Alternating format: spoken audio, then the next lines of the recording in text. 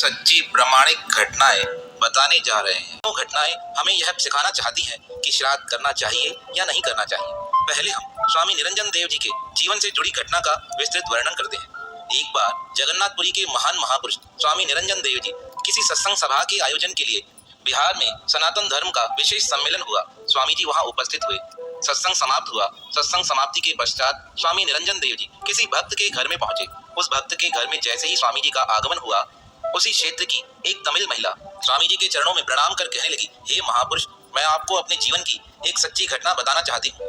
आप कृपा कर उस घटना को सबके समक्ष प्रस्तुत कीजिएगा। यह घटना उन लोगों को ज्ञान देने वाली है जो श्राद्ध में विश्वास नहीं करते हैं। तब पूज्य स्वामी निरंजन देव जी ने उस माता से पूछा, आप अपना परिचय दीजिए और उस घटना का विवरण बताइए। तब वह माता कहने लगी, हम वैसे तो तमिल के हैं।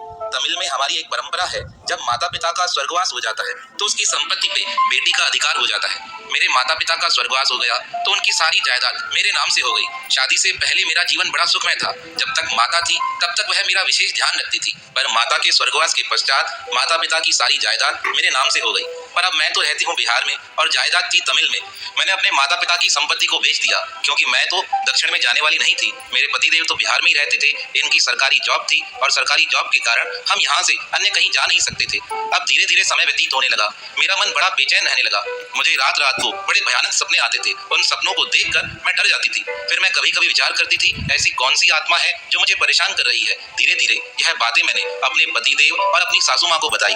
सासू माँ ने कहा, लगता है कोई आत्मा तुम्हें परेशान कर रही है, तभी रात्रि के समय तुम्हारी नींद खुल जाती है और तुम्हें आराम नहीं हो पाता है। मैंने माता से कहा, माता जी आप कुछ उपाय बताइए। तब माता ने कहा, तुम दोनों पति पत्नी किसी दिन आराम से रात्रि के समय ध्यान करते हुए आराम करना। हो सकता है वह आत्मा तुम्हें स्वयं बता दे वह तुम्हें क्यों परेशान कर रही है। अपनी सास की आज्ञा के अनुसार एक दिन मैं और मेरे पतिदेव रात्रि को ध्यान कर आराम करने लगे। तभी रात्रि के 2 बजे मुझे अपने माताजी की आवाज सुनाई दी।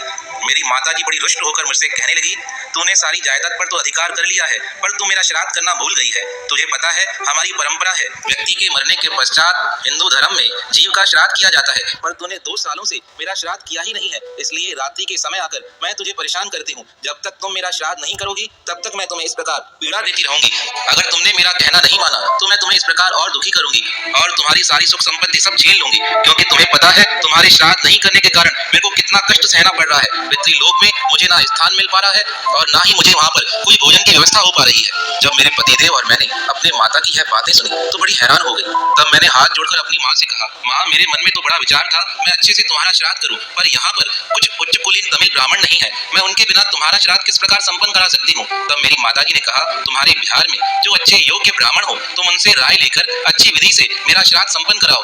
श्राद्ध संपन्न कराने के पश्चात मेरी आत्मा सुखी हो जाएगी। अब दूसरे दिन प्रातःकाल मैंने पतिदेव को सारी बात बताई। पतिदेव ने कहा, अब हम मिलकर अच्छे ब्राह्मणों से माताजी का श्राद्ध कराएंगे। तब हमने देश काल के अनुसार बिहार के कुछ उच्च कुलीन ब्राह्मणों को अपने घर बुलाकर अपनी माता का श्राद्ध कराया और अच्छे से उन्हें दान दक्षिणा देकर बड़ा प्रसन्न कर दिया। वह ब्राह्मण आशीर्वाद देकर हमारे घर से विदा हो गए। कुछ दिन व्यतीत होने लगे। रात्रि के समय मुझे अब वैसी परेशानी नहीं होती थी जैसी कि मुझे पहले हो रही थी। एक दिन मन में विचार हुआ, माताजी का श्राद्ध अच्छे से हुआ है या नहीं हुआ है, माता को वस्त्र मिले हैं या नहीं मिले हैं, उनको भोजन अब मिल रहा है या नहीं मिल रहा है। अनेक प्रकार के सवाल मेरे मन में उठने लगे। तब मैं रात्रि के समय अपनी माँ का चिंतन कर उन्हें कहने लगी, हे माताजी, क्या अब आपको सुख की अनुभूति प्राप्त हुई है। तब मेरी माताजी की वह आवाज मुझे पुनः सुनाई दी। माताजी कहने लगी, तुमने इतना अच्छा श्राद्ध किया है, मेरा सारा शरीर वस्त्रों से भर गया है। मुझे पितृलोक में स्थान भी मिल गया है। अब मेरे भोजन की व्यवस्था भी हो गई है। अब मुझे साल भर भोजन की आवश्यकता नहीं है।